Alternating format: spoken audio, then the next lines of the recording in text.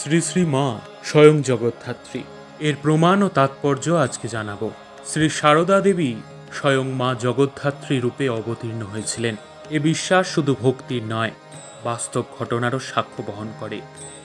শাস্ত্রীয় ও তাত্ত্বিক দিক থেকে দেখতে গেলে জগদ্ধাত্রী শব্দের অর্থ যিনি বিশ্বকে ধারণ করেন।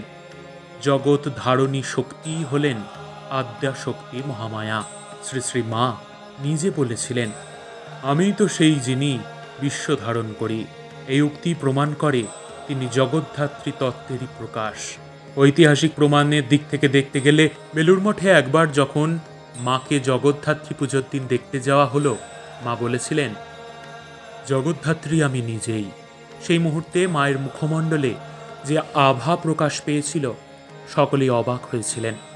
সেই দিন থেকেই অনেক সন্ন্যাসী ও ভক্ত তাঁকে জগদ্ধাত্রী স্বরূপা বলে সম্বোধন করতে শুরু করেন।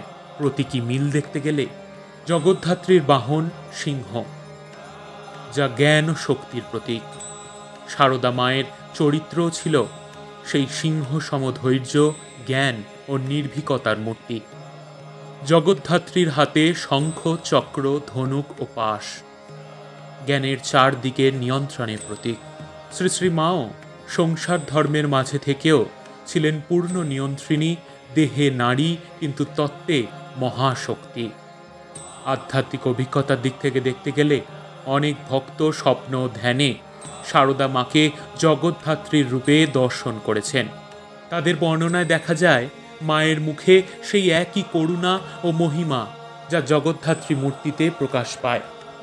নিশীথ মহারাজ অর্থাৎ প্রিয়ব্রতানন্দজি মহারাজ লিখছেন, মরুভূমির দেশের মানুষ আব্দুল নিরাকারে বিশ্বাসী।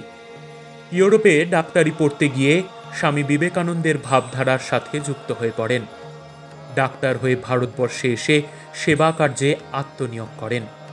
বহুদিন বাড়িঘরের সাথে কোনো যোগাযোগ নেই। হঠাৎ করে বড় ভাই তাকে খুঁজে পান। তখন সে অন্য আব্দুল।